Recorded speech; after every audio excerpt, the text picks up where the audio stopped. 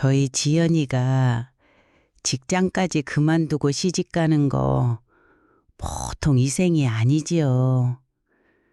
그래서 말인데 시댁에서는 매달 생활비로 300만 원 정도는 지원해 주실 수 있으시죠? 상견례 자리에서 예비 사돈의 그 한마디에 저는 제 귀를 의심했습니다. 하지만 그게 시작에 불과했다는 것을, 그리고 그날 제가 내린 결정이 제 아들의 남은 인생을 구하게 될 줄은 꿈에도 몰랐습니다. 안녕하세요, 여러분. 오늘은 아들의 결혼을 축복하기 위해 나간 상견례 자리에서 상상을 초월하는 예비 며느리와 그 어머니의 요구에 맞서 아들의 인생을 구한 한 현명한 어머니의 이야기를 들려드리려 합니다. 사랑과 현실과 결혼의 진정한 의미에 대해 다시 한번 생각하게 만드는 이야기입니다. 저는 올해 63살 김순자라고 합니다. 아들 민석이가 드디어 결혼하고 싶은 사람이 생겼다고 했을 때 저는 세상을 다 얻은 것처럼 기뻤습니다. 제 나이 35, 남편과 사별하고 홀로 아들을 키우면서 제 인생의 유일한 목표는 오직 아들의 행복이었습니다. 늦은 나이였지만 저는 아들의 결혼을 한 번도 서두르지 않았습니다. 좋은 인연은 제때가 되면 찾아올 거라고 믿었으니까요. 어머니, 제가 정말 결혼하고 싶은 사람이 생겼어요. 퇴근하고 집에 들른 아들이 조심스럽게 말을 꺼냈습니다.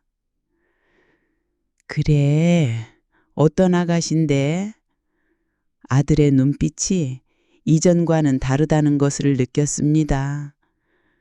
연애를 시작한 이후로 아들의 목소리에는 늘 설레임이 가득했고 주말마다 데이트를 하느라 집에 오는 횟수도 눈에 띄게 줄었죠. 사진 한번 보여줘봐. 아들이 스마트폰을 꺼내 사진을 보여주었습니다. 단정하게 생긴 예쁜 아가씨였습니다. 이름은 지연, 나이는 32이라고 했습니다. 참 괜찮아 보이네. 그런데 결혼까지 생각할 정도면 얼마나 만나니? 6개월 정도요. 너무 이른가요? 글쎄다. 그래도 결혼은 신중하게 생각해야지 둘이 정말 잘 맞는지 시간을 좀 더 가져보는 게 어떻겠니? 그렇게 상견례 날짜가 잡혔고 오늘 저는 처음으로 예비 며느리와 그 어머니를 만나게 되었습니다. 처음에는 모든 것이 순조로워 보였습니다. 예비 며느리는 단정한 옷차림으로 나왔고 인사성도 무척이나 밝았습니다. 하지만 식사가 시작되고 대화가 본격적으로 이어지면서 분위기는 제가 전혀 예상하지 못했던 방향으로 흘러가기 시작했습니다. 우리 지연이가 다니던 대기업까지 그만두고 시집 가는 게 얼마나 큰 결정이고 희생인지 아시죠? 예비 사돈이 먼저 말문을 열었습니다. 호텔 레스토랑의 고급스러운 개인실에 마주 앉은 네 사람. 저는 이 자리가 점점 불편해지기 시작했습니다. 아니, 직장은 왜 그만두려고 하나요? 요즘은 젊은 사람들 다 맞벌이 하는 게 흔한데 결혼하면 아이도 가져야 하고 집안일도 해야 하는데 어떻게 직장을 다녀요? 그리고 저는 우리 지연이가 좀 편하게 살았으면 해요. 저는 말을 가로막고 싶은 충동을 겨우 참았습니다. 편하게 살았으면 이라는 그 말이 유독 제 귀에 거슬렸습니다. 마치 일하는 것은 불편하고 힘든 일이라는 듯한 뉘앙스였으니까요. 둘 다 벌면 생활이 더 여유로울 텐데요. 어머님, 맞벌이 해봤자 둘 다 고생만 하는 거예요. 그것보다는 시댁에서 좀 넉넉하게 지원해 주시면 좋죠. 옆에 앉아있던 아들 민석이의 얼굴이 벌겋게 달아올랐습니다. 아들도 이런 이야기는 처음 듣는 눈치였습니다. 저는 아들의 표정을 흘끗 쳐다보았습니다. 그래서 말인데 매달 생활비로 300만 원만 지원해 주셔도 잠깐만요. 제가 결국 말을 끊었습니다. 우리 민석이한테는 이런 얘기를 전혀 안 했나 보네요. 아, 그게 예비 며느리 지연이가 잠시 말을 더듬더니 이내 또렷한 목소리로 말했습니다. 오늘 어른들 모시고 처음 뵙는 자리니까 결혼 조건에 대한 이야기는 부모님들끼리 직접 의논하시는 게 좋을 것 같아서요. 저는 속이 부글부글 끓어올랐습니다. 결혼 조건이라는 그 말이 너무나 거슬렸습니다. 마치 물건을 흥정하는 장사꾼이 된 것 같은 기분이 들었습니다. 우리 지연이가 좀 직설적인 성격이라서요. 지연이의 어머니가 웃으며 말했습니다. 하지만 그 웃음이 진심으로 보이지는 않았습니다. 솔직히 말씀드리면 저희도 신혼집 전세금으로 2억 원은 준비했어요. 하나뿐인 딸 앞길을 막을 수는 없으니까요. 앞길을 막는다는 그 말에 저는 또 한 번 놀랐습니다. 그 말은 마치 결혼이 딸의 인생을 망치는 것처럼 들렸기 때문입니다. 그런데 나머지 부분은 시댁에서 좀 해주셔야죠. 신혼집은 지금 강남 쪽으로 알아보고 있는데 저는 조용히 숟가락을 내려놓았습니다. 식사를 시작한 지 10분도 채 되지 않았는데 이미 입맛이 싹 가셔버렸습니다. 지연 씨, 우리 민석이랑 결혼하고 싶은 이유가 대체 뭔가요? 갑작스러운 제 질문에 지연이가 놀란 듯 고개를 들었습니다. 네? 민석 씨가 성실하고 착하니까요. 성실하고 착해서 이렇게 무리한 요구를 하는 건가요? 어머님, 아들 민석이가 조심스럽게 제지하려 했지만 저는 아랑곳하지 않았습니다.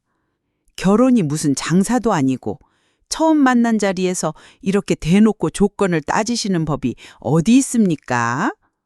민석 어머님, 저희가 무리한 요구를 한 게 아니라 요즘 시대에 아주 보편적인 이야기를 한 것뿐이에요. 지연이의 어머니가 자리를 수습하려는 듯 말을 꺼냈습니다. 하지만 그 말투에는 어딘가 모르게 날카로운 기운이 서려 있었습니다. 보편적이라고요? 처음 만난 자리에서 대뜸 생활비를 달라는 게 보편적인 일이라는 말씀이세요? 민석 어머님은 잘 모르시나 본데 요즘은 결혼하기 전에 이런 것들 전부 다 미리 얘기하고 결정해요. 나중에 돈 문제 때문에 싸우지 않으려면 미리 합의를 보는 게 좋죠.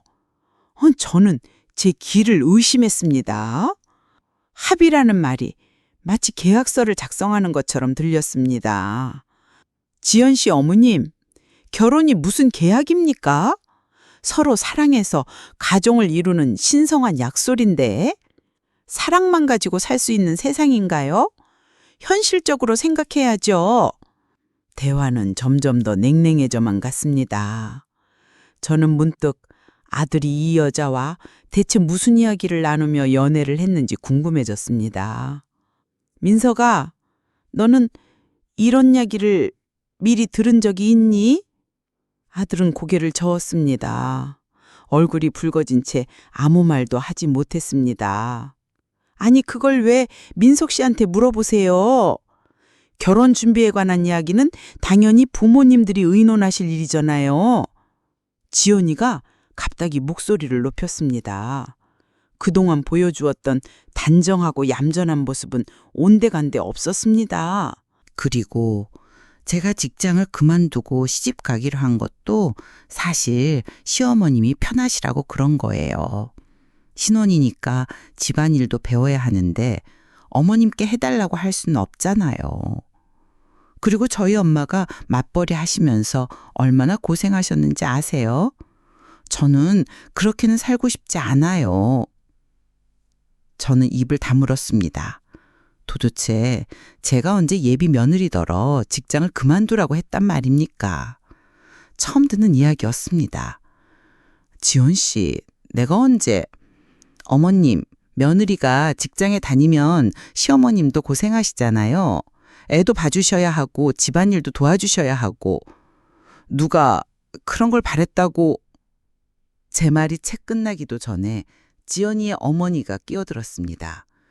우리 지연이 일도 잘하고 아주 능력 있는 아이예요. 그동안 혼자서 모아준 돈도 꽤 있고요.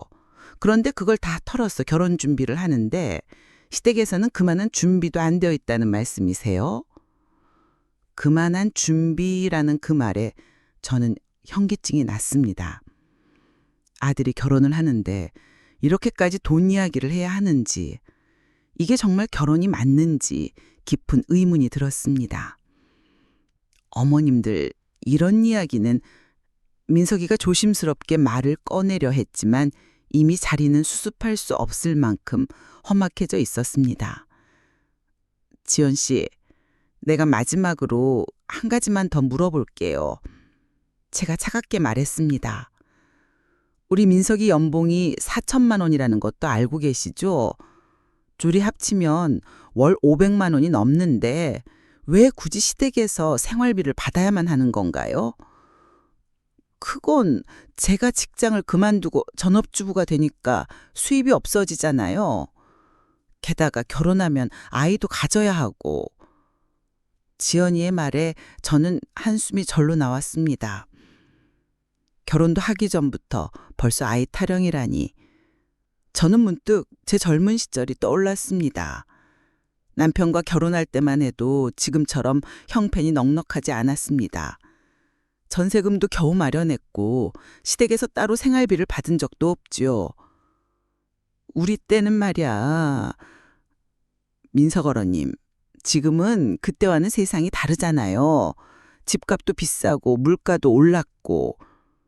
지연이의 어머니가 제 말을 자르듯 끼어들었습니다.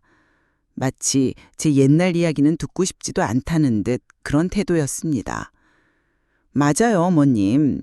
요즘은 신혼부터 따로 살림하는 게 당연하고 시댁에서 지원도 많이 해주시는 게 추세예요. 저는 추세라는 그 말에 또다시 놀랐습니다. 결혼이 무슨 유행이라도 된다는 말인가 싶었습니다.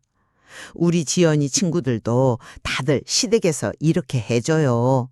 생활비 지원받고 친정에서는 혼수해가고. 옆에 앉아있던 민석이가 고개를 푹 숙였습니다. 아들은 이런 대화가 너무나도 부끄러운 모양이었습니다. 저는 문득 며칠 전 동창회에서 들었던 이야기가 생각났습니다. 제 친구의 아들도 비슷한 상황을 겪었다고 했습니다. 예비 며느리가 결혼 전부터 시댁의 재산 상황을 꼬치꼬치 캐물었다는 것이었습니다. 지연 씨, 우리 집이 무슨 재벌 집안도 아니고.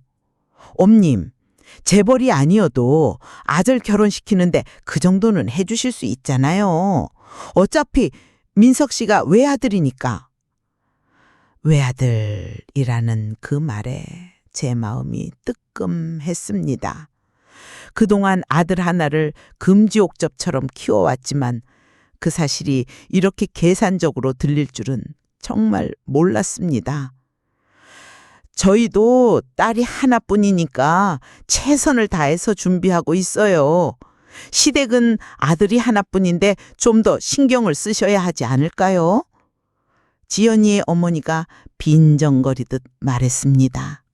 마치 외아들을 둔 부모가 인색하다고 비난하는 것 같았습니다. 저는 갑자기 속이 메스꺼워졌습니다. 결혼이 무슨 홍정이라도 하는 것처럼 이어지는 이 대화가 견디기 힘들었습니다. 그런데 어머님, 이왕 이렇게 된 거 하나만 더 여쭤볼게요. 지연이가 갑자기 가방에서 작은 수첩을 꺼냈습니다. 마치 미리 준비해온 것처럼 보였지요. 시어머님 명의로 된 부동산이나 주식은 현재 얼마나 되나요? 순간 테이블이 조용해졌습니다. 민석이가 놀란 눈으로 지연이를 바라보았습니다. 지연 씨, 그건 좀... 왜요? 결혼하면 한 가족인데 서로 재산 상황 정도는 알아야죠. 저희도 저희 집 사정 다 솔직하게 오픈했잖아요. 저는 마치 타임머신을 타고 30년 전으로 돌아간 것 같았습니다. 제가 결혼하기 전 시어머니께서 제게 해주셨던 말씀이 떠올랐습니다. 결혼이란 두 사람이 서로 의지하면서 함께 가정을 일구어 나가는 거란다. 돈이 전부가 아니란다. 그때는 그 말이 너무 고리타분하게 들렸습니다. 하지만 지금 이 예비 며느리 앞에서 저는 그 말의 의미를 뼛속 깊이 이해하게 되었습니다. 우리 지연이가 좀 성격이 그래요. 솔직하고 현실적이라서. 지연이 어머니가 웃으며 말했지만 그 웃음이 제게는 공격적으로 느껴졌습니다. 솔직한 건 좋은데 제가 말을 잇지 못하고 있을 때 민석이가 자리에서 벌떡 일어났습니다. 지연 씨, 잠깐 나와서 얘기 좀 할까? 아니, 여기서 하면 되잖아요. 어차피 부모님들 거 다 아셔야 할 이야기인데. 밖에서 하자고. 민석이의 목소리가 단단하게 변했습니다. 두 사람이 자리를 비운 사이 테이블에는 무거운 침묵이 내려앉았습니다. 지연이의 어머니는 핸드폰만 들여다보고 있었고 저는 찻잔단 만지작거렸습니다. 우리 지연이가 좀 급하기는 해요. 결혼할 나이도 이제 꽉 찼고. 지연이 어머니가 먼저 입을 열었습니다. 하지만 제 귀에는 그 말이 변명으로만 들렸습니다. 밖에서는 민석이와 지연이의 언성이 조금씩 높아지고 있었습니다. 레스토랑 복도에서 들려오는 두 사람의 다툼 소리에 지나가던 사람들이 고개를 돌렸습니다.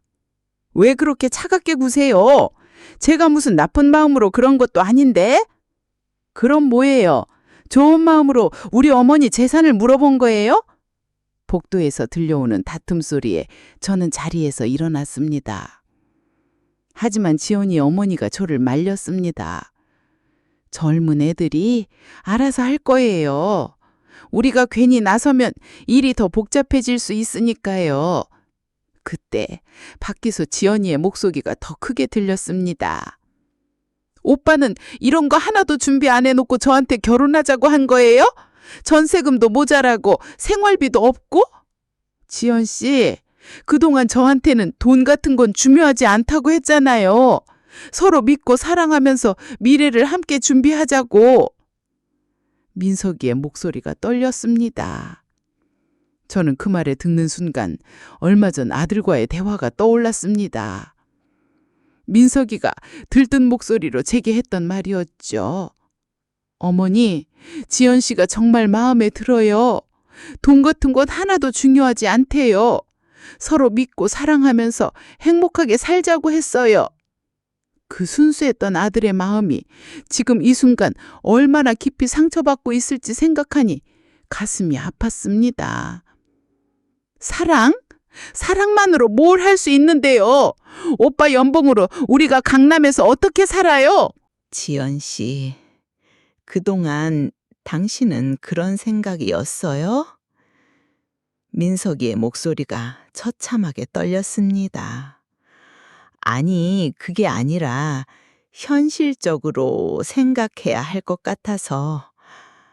그럼 지금까지 저한테 했던 말들은 전부 다 거짓말이었던 거예요? 저는 더 이상 그 자리에 앉아 있을 수가 없었습니다. 자리에서 일어나 문 쪽으로 향했습니다. 민석 어머님, 가시면 안 됩니다. 아직 이야기도 다 못 끝냈는데. 지연이 어머니가 다급하게 말했습니다. 하지만 제 발걸음은 이미 문 앞에 다다랐습니다. 문을 열자 민석이와 지연이 마주 서 있었습니다. 아들의 눈가가 붉게 충혈되어 있었습니다.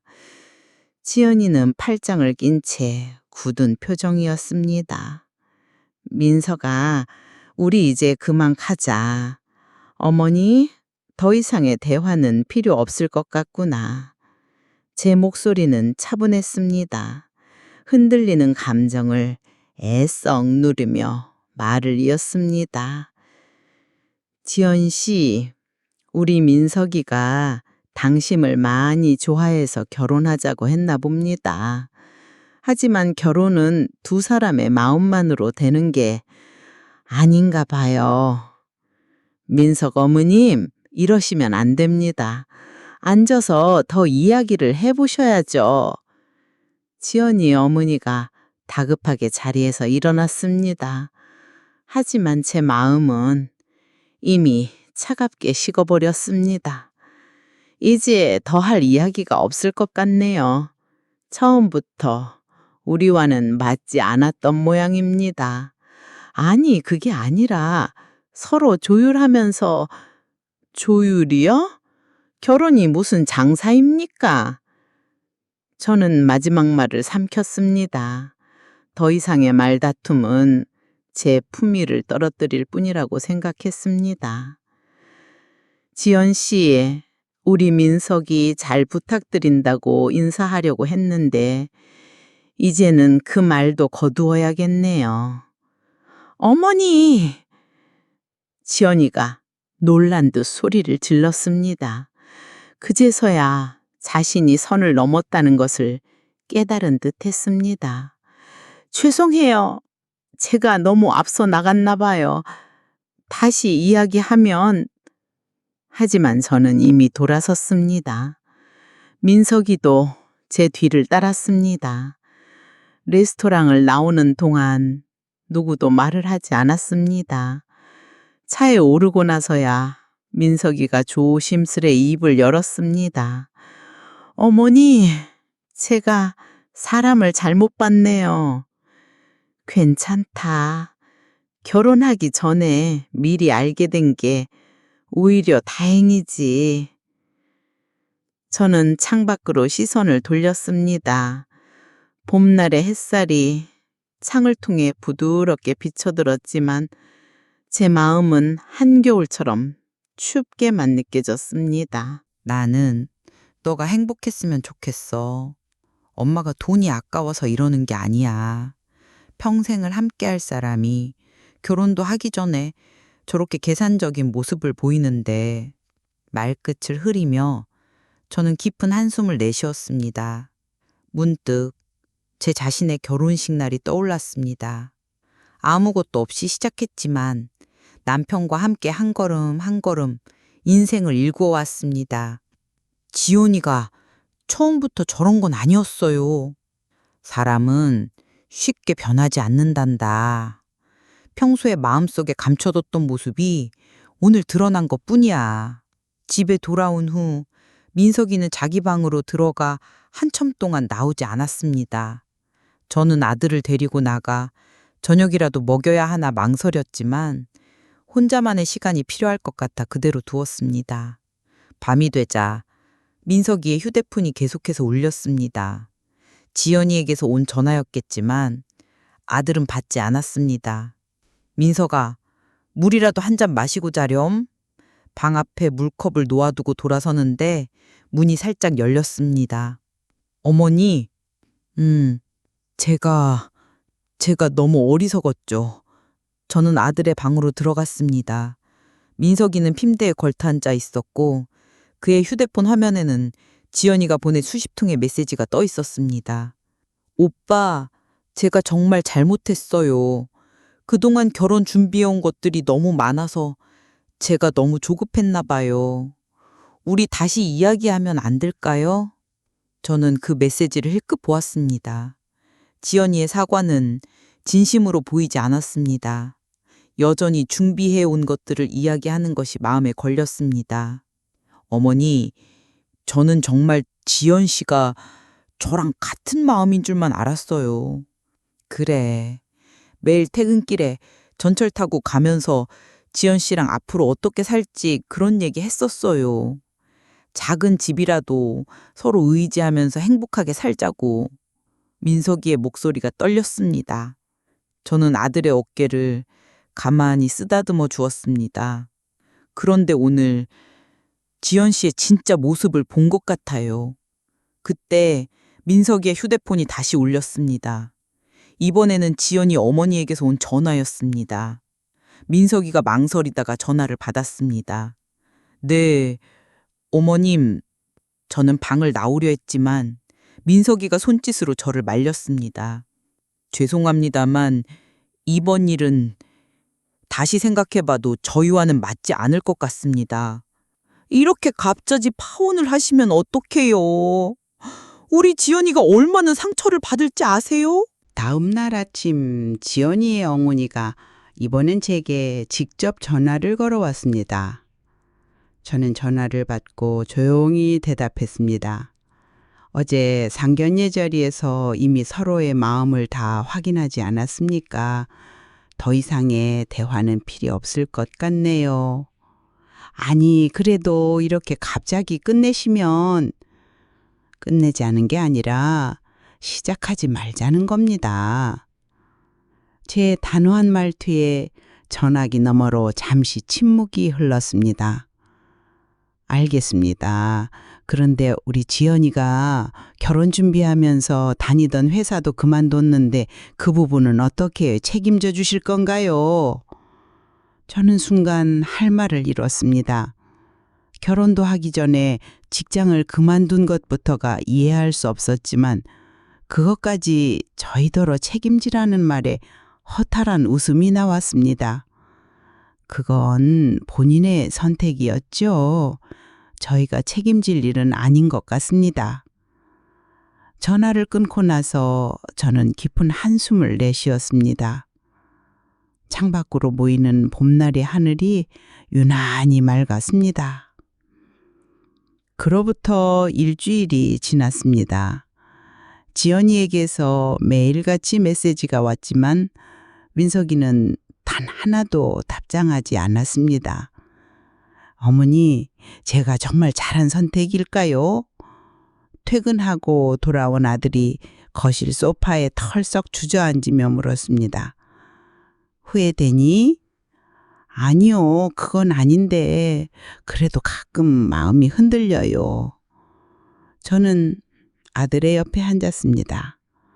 35세의 어엿한 아들이었지만 지금 제 눈에는 마치 길 잃은 어린아이처럼 보였습니다. 사람이 좋아서 시작한 연애였는데 결국 돈 이야기로 끝나버렸네요. 그게 네 잘못은 아니야. 그런데 어머니, 솔직히 말씀해 주세요. 어머니는 언제부터 아셨어요? 저는 잠시 생각에 잠겼습니다. 사실 첫 만남부터 뭔가 불편한 느낌이 있었습니다. 하지만 그건 어쩌면 모든 부모가 자식의 연인에게 가지는 당연한 편견일 수도 있다고 생각했었지요. 사실 엄마는 처음부터 조금 불안했다. 제가 조심스럽게 말을 이었습니다.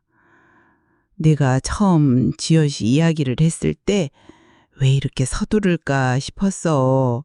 6개월 만난 사이에 결혼까지 결정하는 게 그때 어머니가 말리셨어야 했는데 아니, 네가 그렇게 좋다는데 엄마가 어떻게 말리니? 너도 이제 다 큰 어른인데. 저는 찻잔을 들어 한 모금 마셨습니다. 따뜻한 차의 온기가 마음을 진정시켜주는 것 같았습니다. 그래도 정말 다행이야. 결혼하고 나서 저런 모습을 봤다면 그때는 더 힘들었을 거야. 민석이가 고개를 끄덕였습니다. 눈빛이 조금은 편안해진 것 같았습니다. 한 달이 지났습니다. 지연이에게서 오던 연락도 뜸해졌고 민석이도 조금씩 일상으로 돌아오는 듯 했습니다. 그러던 어느 날 오후 제 휴대폰으로 지연이에게서 문자가 왔습니다. 어머님, 저 지연이에요. 그날은 제가 너무 긴장해서 실수를 한 거예요. 민석 오빠가 연락을 안 받아서 이렇게라도 연락드립니다. 제발 한 번만 더 기회를 주세요. 제가 답장을 하지 않자 이번에는 전화가 걸려왔습니다. 지연이의 어머니였습니다.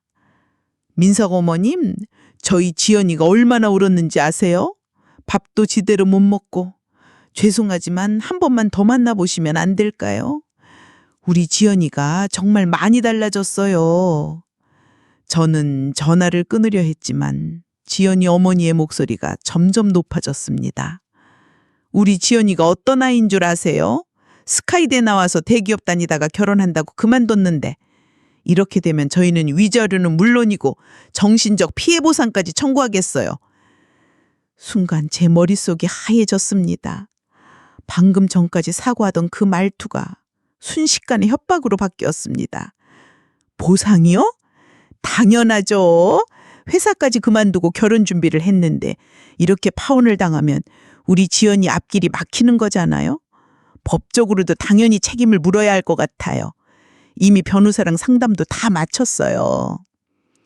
그만하세요. 제 목소리가 차가워졌습니다. 결혼도 하기 전에 이렇게 사람을 협박하시는 걸 보니 저희가 한 선택이 100번 옳았네요. 뭐라고요? 세상에 우리 지연이 같은 며느리를 어디서 또 구하시게요. 서울 강남에 아파트도 있고. 돈이면 다인 줄 아시나 본데 저는 우리 아들의 행복이 더 중요합니다. 이제 다시는 연락하지 마세요. 저는 더 이상 말을 듣지 않고 전화를 끊었습니다. 손이 부들부들 떨렸습니다. 그리고 곧바로 지연이의 전화번호를 차단했습니다. 그날 저녁 퇴근한 민석에게 있었던 일을 모두 이야기했습니다. 어머니, 죄송해요. 제가 사람을 제대로 보지 못했네요. 이제라도 알았으면 됐다. 돈 때문에 사람을 이렇게 협박하고 결혼 전부터 이런데 결혼하고 나면 오죽했겠니? 그동안 지연 씨가 계속 연락했었는데 제가 전화를 안 받은 게 정말 다행이네요. 민석이의 눈빛에서 미련이 완전히 사라진 게 보였습니다. 저는 이제야 마음이 완전히 놓였습니다. 어머니, 이번에 회사에서 해외지사로 발령이 났어요. 어느 날 저녁 민석이가 기쁜 얼굴로 집에 들어왔습니다. 정말? 어디로? 싱가포르요. 2년 정도 있다가 올 것 같아요. 저는 아들의 표정을 살폈습니다. 한동안 힘들어하던 모습은 찾아볼 수 없었습니다. 새로운 시작이네. 네, 이번 기회에 마음도 좀 환기하고 일도 열심히 배우고 싶어요. 민석이의 목소리에는 설레임이 묻어났습니다. 저는 문득 돌아가신 남편 생각이 났습니다. 죽기 전 늘 하던 말이 있었습니다. 사람의 인생이란 때로는 뒤로 가는 것처럼 보여도 그것이 더 큰 도약을 위한 준비일 수 있다. 그 말이 지금 이 순간에 딱 맞는 것 같았습니다. 어머니는 제가 싱가포르에 가는 거 괜찮으세요? 당연하지. 네가 행복하다면 그게 곧 엄마의 행복이야. 순자 씨, 아들 민석이는 요즘 어떻게 지내나요? 시장에서 우연히 마주친 이웃 주민이 물었습니다. 민석이가 싱가포르로 떠난 지 벌써 6개월이 지났습니다. 네, 일도 잘하고 재미있게 잘 지낸다고 하네요. 아니, 그런데 그 결혼은 어떻게 됐다고 했죠? 저는 미소를 지으며 대답했습니다. 잘 됐어요. 결혼하기 전에 서로가 안 맞는다는 걸 미리 알게 돼서 오히려 다행이었죠. 집으로 돌아오는 길, 저는 문득 며칠 전 아들과 나눈 영상통화가 떠올랐습니다. 어머니, 이제 정말 괜찮아요. 오히려 감사하다는 생각이 들어요. 감사하다니? 그때 어머니가 그렇게 단호하게 행동하지 않으셨다면 저는 아마도 평생을 후회할 결혼을 했을 거예요. 저는 그제서야 마음 한편에 남아있던 무거운 짐을 내려놓은 듯 했습니다. 아들의 결혼을 막은 것이 혹시 잘못된 판단은 아니었을까 하는 작은 불안감이 있었는데 그것이 완전히 사라졌습니다. 어머니, 저 한 가지 여쭤볼 게 있어요. 영상통화 속 민석이의 목소리가 수줍게 들렸습니다. 응? 무슨 일이니?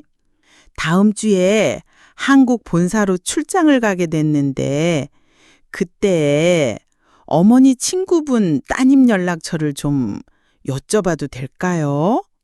저는 순간 놀랐습니다. 제 친구 김 사장님의 딸 이야기를 꺼낼 줄은 몰랐습니다. 김 사장님 따님, 수민이 말하는 거니? 네, 지난번에 어머니가 말씀하셨던 분이요. 의선 선생님이시고 저는 잠시 생각에 잠겼습니다. 얼마 전 오랜 친구를 만났을 때 친구가 딸 이야기를 하며 우리 수민이도 민석이 같은 좋은 청년과 인연이 나오면 좋겠다고 했던 말이 떠올랐습니다. 괜찮을까요? 제가 너무 급한가요? 민석이의 조심스러운 목소리에 제 눈시울이 붉어졌습니다. 6개월 만에 처음으로 아들의 목소리에서 진정한 설레임이 느껴졌습니다. 그럼 엄마가 한번 물어볼게.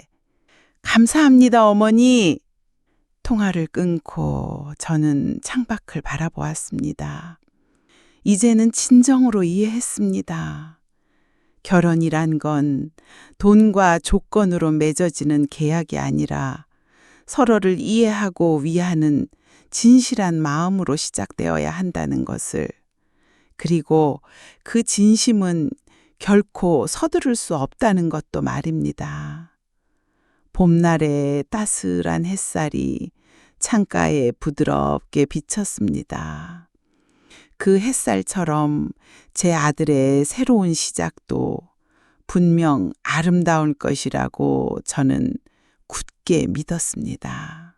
그 후 며칠 동안 저는 친구인 김 사장에게 연락을 해야 할지 말아야 할지 고민했습니다. 아들의 마음은 진심인 것 같았지만 섣불리 나섰다가 혹시라도 두 젊은이에게 부담을 주는 건 아닐까 걱정이 되었기 때문입니다. 하지만 아들의 목소리에 담겨 있던 그 오랜만의 설렘을 모른 척 할 수는 없었습니다. 결국 저는 용기를 내어 친구에게 전화를 걸었습니다. 김 사장, 잘 지내? 다름이 아니라 우리 아들 민석이 있잖아. 혹시 자네 딸 수민이랑 한 번 만나보게 하는 건 어떨까 해서. 수화기 너머로 친구의 반가운 웃음소리가 들려왔습니다. 어머, 순자 씨, 나도 마침 그 생각하고 있었어. 우리 수민이도 요즘 병원 일에만 파묻혀 사는데 민석이 같은 좋은 청년이라면 나야 대환영이지. 그렇게 저희의 조심스러운 주선으로 두 아이는 한국에서 만나게 되었습니다. 저는 아들에게 부담을 주지 않기 위해 일부러 약속 장소에 나가지 않았습니다. 그저 멀리서 두 사람이 잘 되기를 기도할 뿐이었죠. 그날 밤 아들에게서 전화가 왔습니다. 목소리가 그 어느 때보다 밝았습니다. 어머니, 오늘 정말 즐거웠어요. 수민 씨 정말 좋은 사람이더라고요.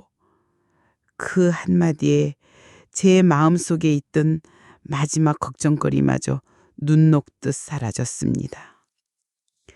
아들은 싱가포르로 돌아갔고 두 사람은 먼 거리를 사이에 두고 매일같이 영상통화를 하며 서로를 알아갔습니다.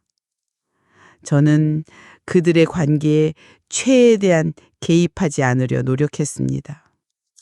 지난번의 아픈 경험을 통해 자식의 인생에 부모가 어디까지 관여해야 하는지에 대해 깊이 생각하게 되었기 때문입니다. 진정한 사랑은 부모가 만들어주는 것이 아니라 두 사람이 스스로 키워나가는 것이라는 걸 이제야 깨달은 거죠. 시간이 흘러 1년 뒤 아들 민석이가 한국으로 완전히 발령을 받아 돌아왔습니다. 그리고 돌아온 지 한 달 만에 제 손을 잡고 말했습니다. 어머니, 저 수민 씨와 결혼하고 싶습니다. 아들의 눈빛은 예전과는 비교할 수 없을 만큼 단단하고 확신에 차 있었습니다. 며칠 뒤 저희는 양가 상견례를 가졌습니다. 지난번과는 분위기가 완전히 달랐습니다. 그 자리에는 돈이나 조건에 대한 이야기는 단 한마디도 오가지 않았습니다. 그저 두 아이의 미래를 축복하는 따뜻하고 진심 어린 대화만이 가득했지요. 순자 씨, 그동안 민석이 혼자 키우시느라 정말 고생 많으셨어요. 이렇게 훌륭한 아드님을 저희 사위로 맡게 되어 정말 영광입니다. 친구이자 이제는 사돈이 된 김 사장이 제 손을 잡으며 말했습니다. 그 말에 지난 세월의 모든 고생이 한순간에 보상받는 기분이었습니다. 결혼식 날 저는 누구보다도 행복한 눈물을 흘렸습니다. 제 아들 민석이와 이제는 제 딸이 된 수민이가 서로를 바라보며 환하게 웃는 모습을 보니 더 이상 바랄 것이 없었습니다. 결혼이란 이렇게 서로의 부족한 점을 채워주며 함께 미래를 만들어 나가는 것이라는 걸 저는 그날 다시 한번 느꼈습니다. 가끔 저는 아들 민석이에게 묻습니다. 민석아, 그때 그 일이 없었더라면 너는 지금 어떻게 살고 있을까? 그러면 아들은 웃으며 이렇게 대답합니다. 아마 저는 평생을 진짜 사랑이 무엇인지도 모른 채 불행하게 살았을 거예요. 어머니, 그때 저를 막아주셔서 정말 감사합니다. 여러분, 인생은 때로 우리에게 시련을 주기도 합니다. 하지만 그 시련 속에서 우리는 더 단단해지고 진정한 행복이 무엇인지를 깨닫게 되는 것 같습니다. 저는 제 아들이 아픈 경험을 통해 한 뼘 더 성장했다고 믿습니다. 그리고 그 곁을 지켜준 현명하고 따뜻한 며느리 수민이가 있어 더없이 든든하고 행복합니다. 그들의 결혼 생활은 제가 꿈꿔왔던 바로 그 모습이었습니다. 주말이면 두 사람이 제 집에 찾아와 함께 저녁을 먹었고 며느리 수민이는 늘 제 건강을 살뜰히 챙겨주었습니다. 어머님, 요즘 혈압은 괜찮으세요? 제가 병원에 같이 가드릴게요. 그 다정한 말 한마디가 제게는 세상 그 어떤 비싼 선물보다 더 값지게 느껴졌습니다. 어느 날 아들 내외가 제게 작은 봉투를 내밀었습니다. 그 안에는 싱가포르 왕복 비행기 티켓 2장이 들어있었죠. 어머니, 저희가 신혼여행을 싱가포르로 가기로 했어요. 어머니도 저희랑 같이 가셨으면 좋겠어요. 민석이가 그곳에서 어머니 덕분에 얼마나 힘을 얻었는지 직접 보여드리고 싶대요. 저는 눈물을 참을 수가 없었습니다. 지난날 가족 여행에서 철저히 소외되었던 그 아픈 기억이 이제는 따뜻한 행복의 기억으로 더 씌워지는 순간이었습니다. 싱가포르의 아름다운 야경을 바라보며 저는 생각했습니다. 인생이란 참으로 알 수 없는 것이라고. 가장 큰 절망의 순간이 때로는 가장 큰 행복의 시작점이 될 수도 있다는 것을요. 저는 지금 너무나도 행복합니다. 아들의 곁에는 진정한 사랑을 아는 현명한 며느리가 있고, 제 곁에는 저를 진심으로 아껴주는 새로운 가족이 생겼으니까요. 오늘의 이야기가 여러분의 마음에 작은 울림을 주었기를 바랍니다. 때로는 자식을 위해 아니라고 말하는 용기가 결국에는 자식을 더 큰 행복으로 이끄는 길이 될 수도 있다는 것을요. 오늘의 사연은 여기서 마치겠습니다. 순자 씨의 사연에 공감하셨다면 구독과 좋아요를 눌러주세요. 여러분의 관심이 더 좋은 사연을 전해드릴 수 있는 큰 힘이 됩니다. 여러분의 건강하고 행복한 노후를 진심으로 응원합니다. 감사합니다.